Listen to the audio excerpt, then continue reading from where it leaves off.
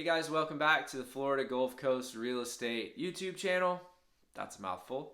I'm Jeff Stewart with SRG Homes Gulf Coast by LPT Realty, here serving the areas from Pensacola down to Panama City and all the areas in between.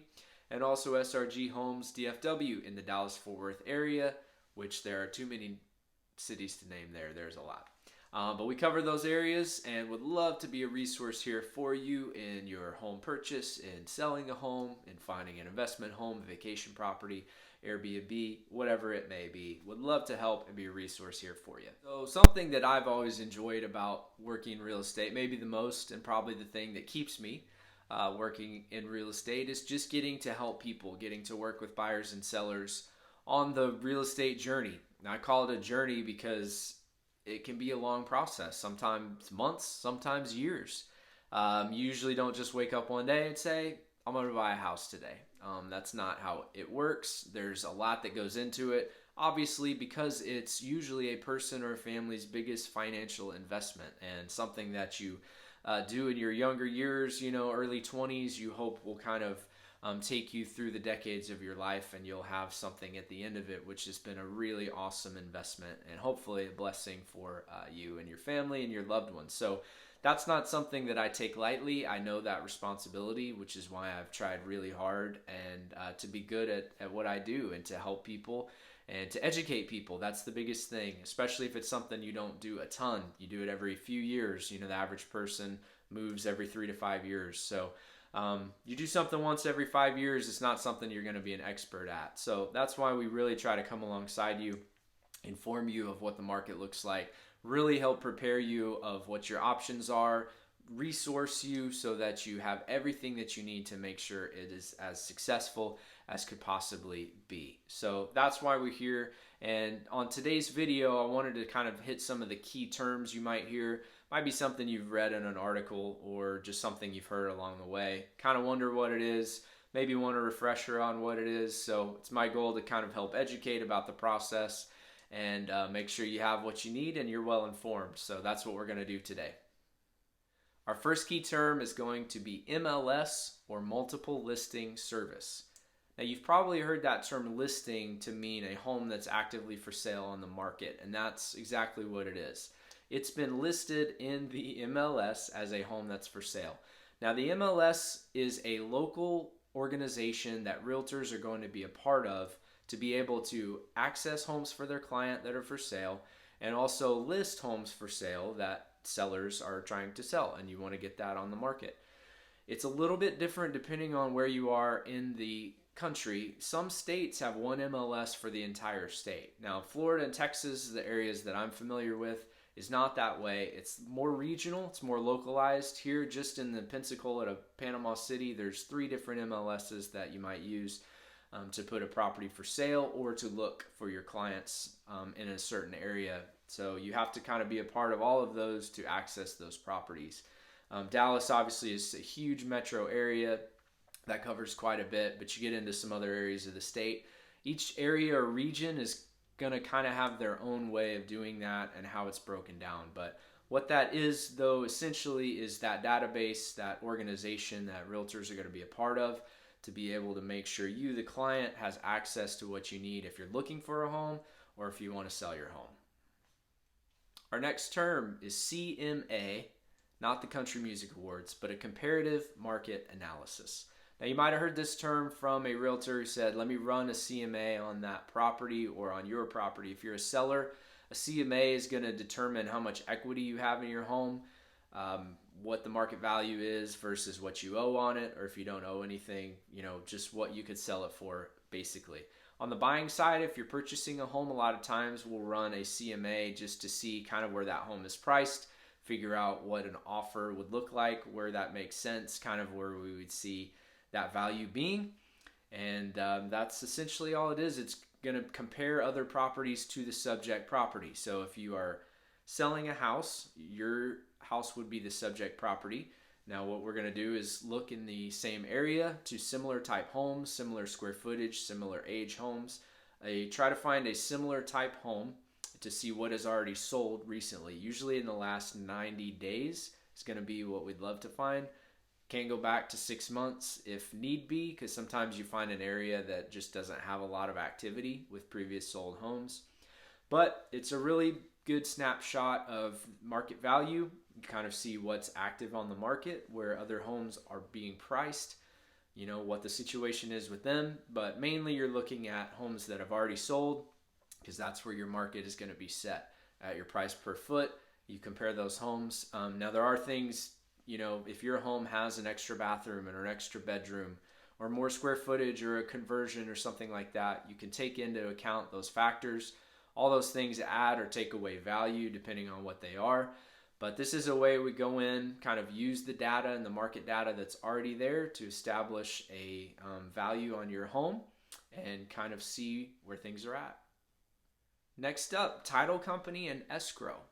Now, what a title company is a neutral third party that is going to facilitate and help assist with the transfer of ownership, essentially. So these are attorneys that own title companies, so they are able to examine the legal documents to transfer ownership and the title of the property, the deed, when that time comes. So they are not a party to the contract to represent either one, but they are a neutral third party, again, to help make sure both parties fulfill their obligations and that things are done legally and that the seller has the right to transfer property ownership to the new buyer. And all that is done legally, and everyone's protected in that. The escrow period is just meaning that a third party that kind of handles what needs to happen with the contract obligations.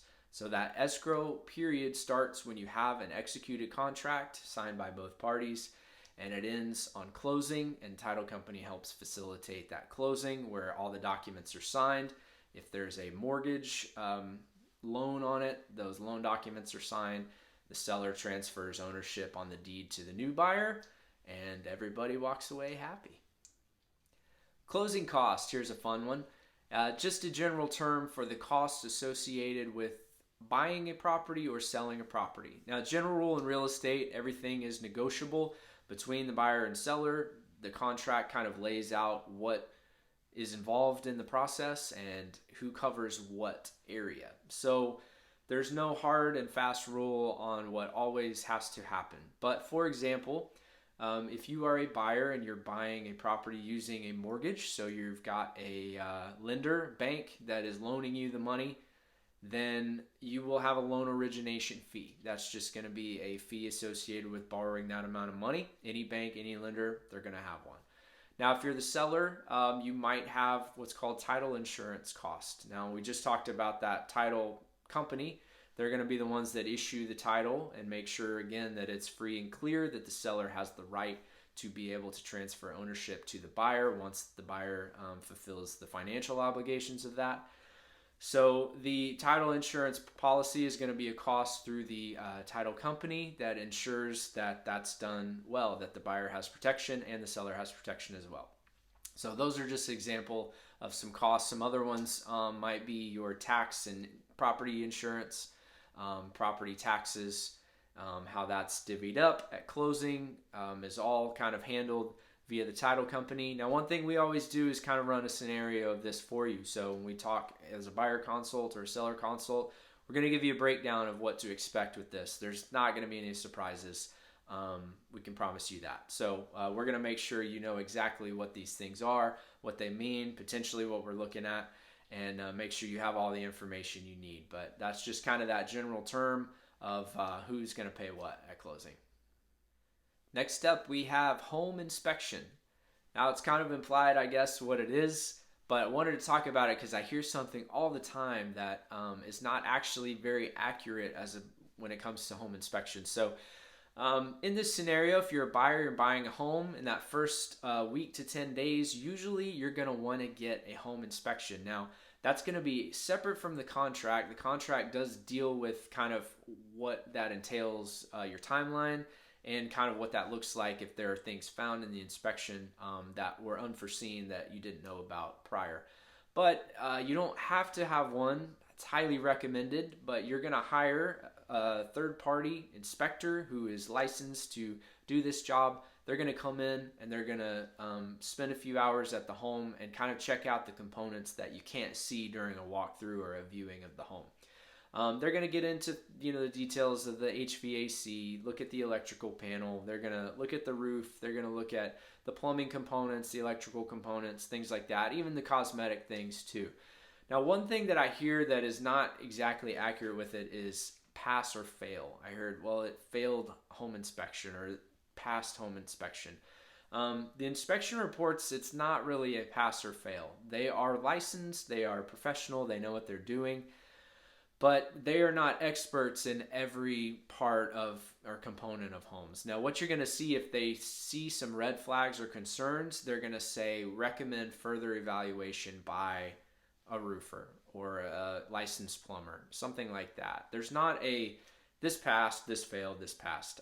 It's very detailed, multi-page report where they're gonna kind of list what they saw. They're gonna compare the components of the home with local codes and ordinances, and if there's anything like that, it's gonna be mentioned. There's gonna be a lot on there on any home, even new construction homes. There's things on a home inspection report. It's just impossible to have everything completely free and clear from any issue whatsoever. So, but that's the one thing I wanted to mention because I hear that pass or fail a lot. That's not exactly how they go. So there are some things that, again, are concerns on an inspection report that do require more due diligence by the buyer to have checked out. But the thing is there for your peace of mind to make sure that you have a good idea of what you can't see or what maybe you don't understand as much about how the home components. And really it's there for the buyer protection and to make sure that you have a great idea of what you're getting into. Next up, we have down payment. Now this is going to be geared toward a buyer who is getting a loan from a bank or a lender to purchase a property. Now you can really get into key details here, which I don't want to do in this video because every situation is a little bit different. What I'll say is this is the money needed, usually out of pocket, from a buyer to be able to fulfill the loan that the bank is giving them for the purchase. So some examples, it might be 20% on a conventional loan that they put down. Other scenarios, you don't have to have 20% down to be able to buy. There are 3% down, 3.5% down. You might choose to do 5, 15, whatever it is, 10. If you're a VA or a USDA, there's 100% financing, so you may not have a down payment at all. So this is where I can't really speak to specifics on what you're looking at. That's where we would come in and get you connected with some of our partner lenders who are awesome at what they do and can really walk you through that process. But essentially, that down payment is your cash out of pocket that you're going to put down to make the loan work. All right, next up we have contingency. Now what this is going to be essentially another factor in the contract that both parties are aware will need to happen for them to be able to fulfill their obligation of the contract. For example, the most common one we have as a buyer, we have what's called a financing contingency or third-party financing contingency. Now what this means is you have the terms of the contract, sales price, all the things worked out, closing date, things like that. But you're letting the seller know, hey, I'm getting a loan for this property. I'm putting this amount down, but I'm getting a loan for the rest, and I'm not going to be able to purchase it completely until this loan is approved. And there are obviously a lot of factors involved in how does a loan get approved and all that. That's all laid out in the contract, and we walk you through all that. But another one might be a home to sell. So if you're a buyer moving in a different area, you're selling your home where you used to live and buying a new one.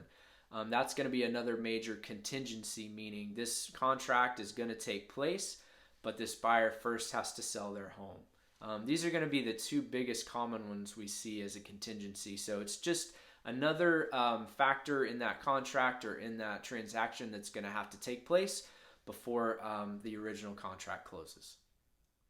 Okay, last up, seller's market versus buyer's market. Now I won't spend a ton of time talking on this because it's pretty self-explanatory what it means. But I will say this, you hear this term a lot, especially in the media, and what they're talking about is the United States market in general. What I've seen, every local market is a little bit different. So having worked in multiple markets and just been doing this, 15 years now, That's not always the case, kind of what you hear on the news, because they're just kind of going from like I said, nationwide numbers and data. So you really want to get in and talk with somebody who's local and knows what they're doing in the market, to kind of help you navigate and let you know exactly what's happening in your market, because it could be a little bit different than what you hear. So that's one thing I would say about it is, talk to somebody that knows what they're talking about for your area. In general, what it is, if it's a seller's market, it just means you've got more buying interest or buyers in the marketplace than there are viable homes or options for them. The way you see it practically is, you see multiple offers on one home. You get a home listed, within a week, you've got 5, 10, 15, 20 offers. We had seen some for 50 offers in one home. Nobody wants that, not even sellers. It's crazy. So I'm glad we're out of that. But yeah, again, in a seller's market, you're just going to find terms are going to be more favorable to the sellers. They can be a little bit more selective on what they do. You'll have buyers offer, over asking price or terms that are better for the seller or kind of lean more toward the seller. So that's what you'll see in that market. And buyers were doing it just to be able to get in homes. And, and that's kind of the way that was and the way it is sometimes. So vice versa on the buyer's market, you see homes stay on the market a little bit longer. You've got really more sellers or, more options than there are buyers. So we're not fully into that yet, but I will say, homes are staying on the market a little bit longer. So that's a good thing for buyers. You don't have to make a quick rush decision in a couple hours and figure out what you're going to do and pay over asking price and all that just to get in a home. You're not seeing that. So I think that's a great thing. It's a lot more level, a lot more even. Like I said, well-priced homes that are nice, well-kept, updated, well taken care of homes, those are still selling, fairly quickly. So, market's still moving. So don't get freaked out when you hear that buyer's market, seller's market. Talk to somebody local, figure out what your needs are, and, they can guide you from there. Okay, guys, there you go. There was our breakdown of some key real estate terms. Hopefully that was helpful for you, especially if you weren't as familiar with some of that. Maybe that was good information just to kind of get a better idea. Again, I can't get into everything in full detail here on this short video, but if you would like to talk about your situation specifically, I'd love to do that. So I'll put my information up there. You can call me, you can text me, you can email me. And I'd love to set something up, just a 5-10 minute conversation to figure out, where you're at. I know I can help. Like I said, I've been doing this for a long time now. I've helped in pretty much every situation that you can think of. So I'd love to be a resource here for you. One thing I will say, especially when you're talking about the markets and the timing, I hear people, a lot try to time out the market, or you're waiting for a certain moment. Don't be pressured into that based on media. Don't be pressured into that based on other things you see, or even other real estate professionals that are telling you now's the best time ever to buy. It's got to be right for you. And so I don't buy into all that this time. I've seen every market that we've had in the last 15 years. And what I've seen is just, it's got to be right for you. It might make sense. It might not make sense. So there's always people that need to buy and sell. There's always people moving in and out of areas. There's always situations changing. That's life. So really, I like to, try to figure out where you're at, what your goals are. We're not here to pressure you. So if you find a little pressure from somebody, I would say, and turn the other way, because that's just, not right and not the right way to go about it. So again, it's going to be all right. Markets come and go. It's going to be right for you. And that's kind of what you need to be looking for. So if there's any way that I can help be a resource here for you, love to do that. Please let me know. And y'all have a great day.